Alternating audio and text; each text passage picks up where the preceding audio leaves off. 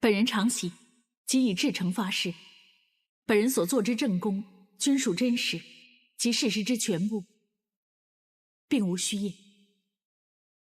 根据验尸报告，死者的死亡时间是在本年6月13号晚上8点到9点，在现场检获的第2号证物，一个摔坏的闹钟，时间停留在8点15分，也间接证明了死者的死亡时间。而8点到9点这段时间是全案的关键时刻。证人，在本年6月13号晚上，你曾经接过一通电话，是不是？是。是谁打给你的？岳天生。他跟你说过什么？他说有很重要的事要约我出来谈，还约我在旧居的天台见面。你是几点钟到达被告所说的天台的？我没有去。证人，你不用紧张，想清楚再作答。根据警方给你做的笔录，你是几点钟到达被告旧居的天台的？我真的没有去。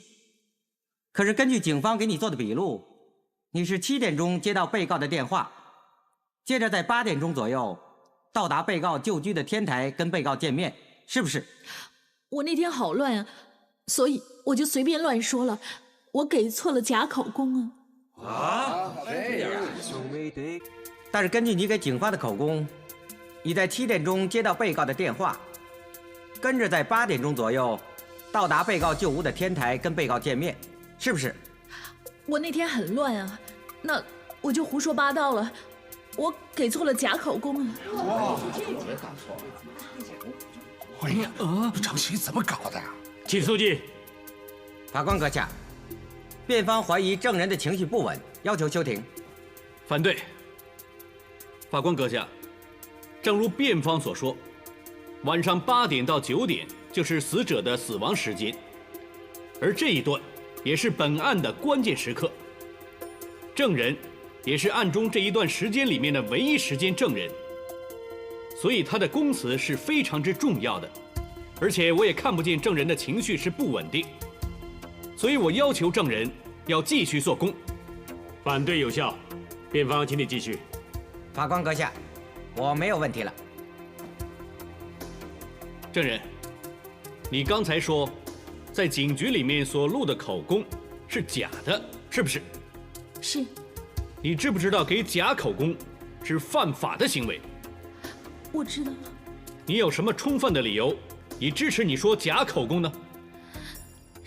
是岳天生他教唆我。有没有搞错呀？请肃静。证人，你可不可以完整的把整件事交代出来呢？其实那天，不错，我是接了岳天生的电话，但是不是7点，是9点钟。他打给我的时候，他说他很怕，他叫我一定要出去，有重要的事要跟我说。接着我告诉他我要照顾女儿，我不能出去。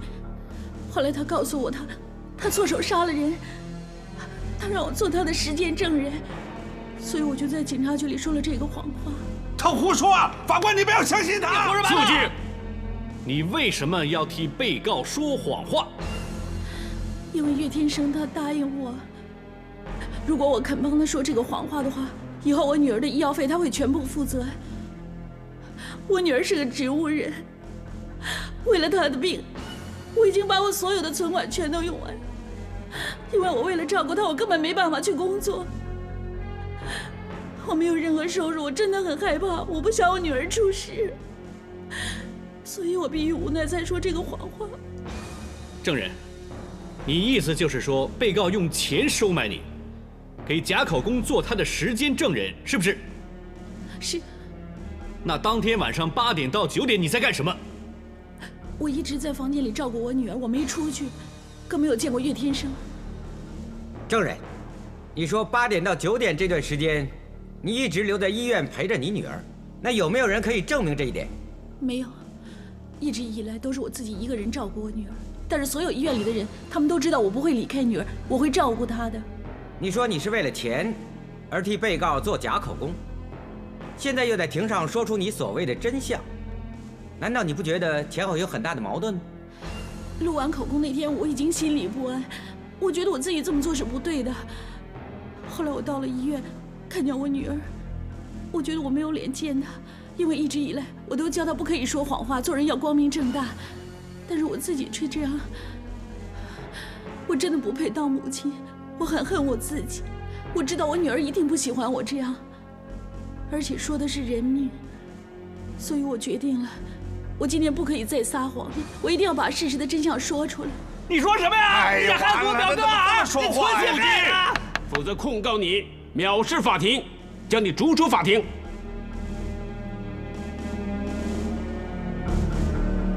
常姐，传闻你跟岳先生呢，因为你女儿的事情呢翻了脸了，这是不是真的？他给你多少钱让你给他做假口供啊？是啊，是啊，你怕不怕警方告你作假口供啊？常姐，说话，常姐，做工啊，天生会死的。西姐，你知不知道你这么做会害死我表哥啊？你冷静。我没想到他是这种人。天下最狠毒的就是你这种人，我踢死你！别这样。哎，这个特区政府还有没有特赦？基本法有没有改啊？天生会不会判死刑啊？啊！律师会尽量帮我们的，天生不会有事的。啊，是，放心，没事的。没事。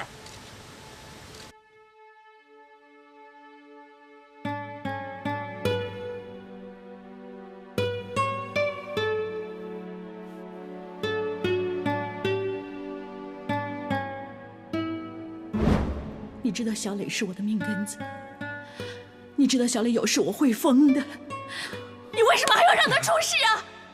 我上次说过，我不是不能原谅你，是不能原谅自己。我无法面对你，除非小磊醒了，不然我们不可能在一起。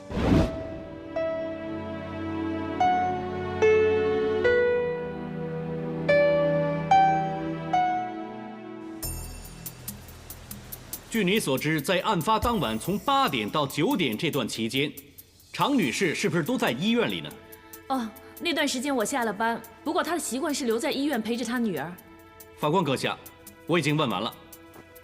法官阁下，我要求再传召常喜女士做供。医院护士何丽英女士作证，在案发当晚8点到9点，常喜女士习惯是会留在医院。但是习惯并不代表必然。我首先请各位陪审员看样东西。这一段是案发当晚，就是本年6月13号晚上6点至12点，常喜女士母女所住的医院病房门口外面走廊监视器的录影带。根据录影带显示，很明显看见常喜女士在7点25分出来，然后在9点30分，常喜女士回到医院。之后，常喜女士就一直留在病房，没有出去。录影带已经看完了，由此证明，常喜女士以前一直说她留在医院的口供，完全是在撒谎。常喜女士，请问你在案发当晚7点25分到9点30分这2个小时内，你在哪里？我去看电影。跟谁？我自己一个人。你自己一个人去哪里看电影？油麻地。不错，油麻地的确有一家电影院，不过在2年前已经拆掉了。常喜女士，请问你在案发当晚你去哪里看电影？电影叫什么名字？内容是什么？反对。法官阁下，我反对辩方故意为难证人。反对无效，因为证人在作证的监视器录影带事件中很明显是谎言，证人必须继续回答。证人，请你回答。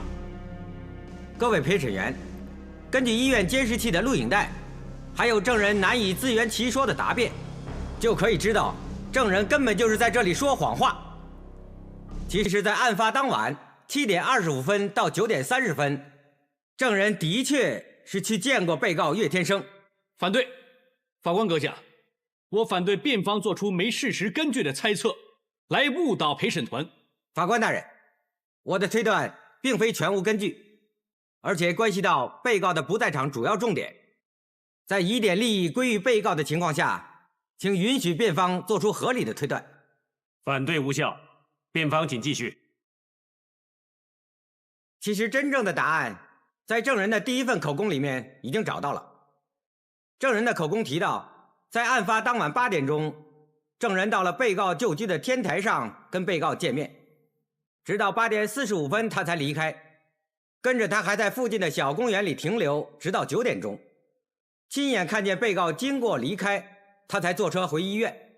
回到医院，正好就是录影带上面看见的9点30分，时间上非常吻合。由此可见，证人以前在庭上所做的口供完全都是谎言，反而第一份口供才是真的。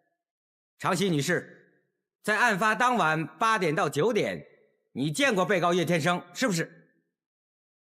是，我是见过岳天生。你为什么还要在庭上撒谎？因为他害我女儿，要不是他的话，我女儿就不会变植物人，是他害了我女儿啊！他应该得到报应，他应该坐牢，我要他坐牢啊！首先，我想说的是，我今天觉得很难过。我想借这个机会向常喜道歉。小磊的事，我的确难辞其咎。那次意外，我应该负全责，所以我绝对体谅，也很明白你为什么要在庭上做假口供。根据你所给的口供，一直以来你都以不在场证据为理由，证明死者不是你杀害的，是不是？是。那除此之外，你还有没有其他理由可以让陪审团相信你不是凶手呢？有。我很小的时候就已经认识死者的爸爸，他当年帮了我很多忙，所以他死了之后，我就一直很照顾死者。我想这些认识我们的人都很清楚。是啊，我们当他是自己人一样，每逢过年过节呢，我们一定叫他一块吃饭呢。肃静！其实，在我眼里，死者只不过是一个不太懂事的小妹妹。虽然她有的时候做事是比较过火了一点，但是她基本上是心地善良，所以我从来都不会放在心上。就算那次她害得常喜女儿出了事，我最多也就骂了她几句，绝对不会因为这样而起杀机的。我知道我这么说，可能有很多人不会相信，但是起码有3个人，他们一定会相信。第一个就是常喜，第2个就是死者 Kiki， 而第3个就是真正的凶手。常喜女士是本案的唯一实践证人，你可以说说你和她之间的关系吗？我们经历了很多，也深深爱过对方，但是因为她女儿的意外，令到我们之间有道不可弥补的裂痕。让我最难过的也是这一点。你的意思就是说，你们的关系已经决裂了，所以并不存在证人偏袒你的成分，是不是？可以这么说。证人在法庭上的表现也证明了这一点。虽然他以前在法庭上所做的口供已经全被推翻了，但是他反复的供词很可能会让你判刑。那你还有什么话要跟证人说呢？常喜，如果你觉得我受到惩罚能让你舒服一点，就算要我坐牢，我也愿意。就算是冤枉，你也愿意？是。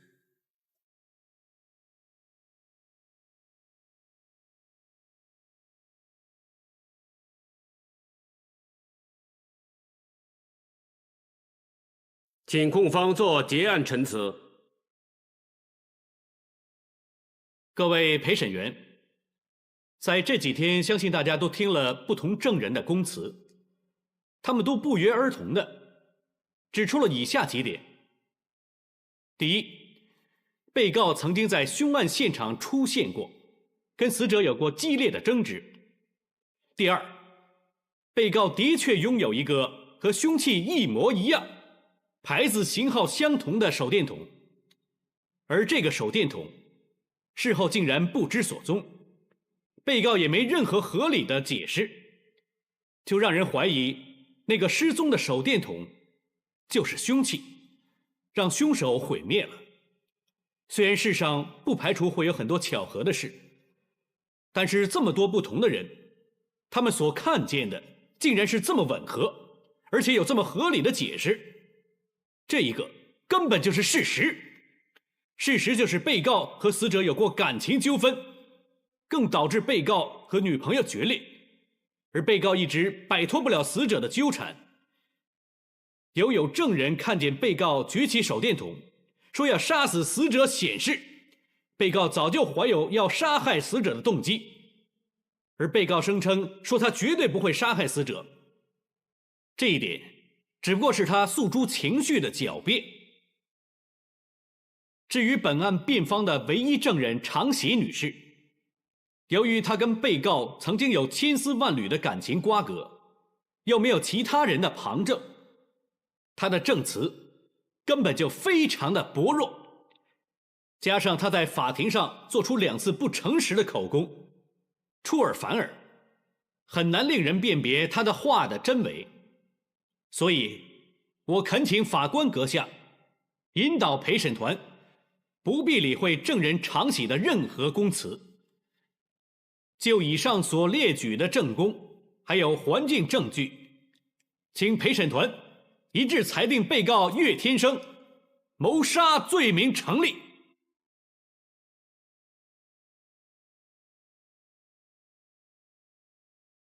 法官阁下，各位陪审团，刚才控方列举了许多证据，他指控我的当事人就是杀人凶手，但是他所列举的全都是时间证人和环境证据，并无任何实质的真凭实据可以证明我的当事人就是杀人凶手。那究竟证人所看见的是不是就是事实的全部呢？并不一定。那究竟有没有人亲眼看见我的当事人杀了人呢？答案是没有。同样，我的当事人所遗失的那个手电筒是不是就是杀人凶器呢？答案也不一定是。在没有和不一定的情况之下，控方就凭他单方面的怀疑还有推测来指控我的当事人就是杀人凶手，是不是很可笑，很不公平呢？而最可笑的就是本案的唯一时间证人常喜女士，她的口供竟然出现了2个完全不同的版本，2个版本前后矛盾。究竟常女士有没有见过我的当事人岳天生呢？究竟哪一个才是真相呢？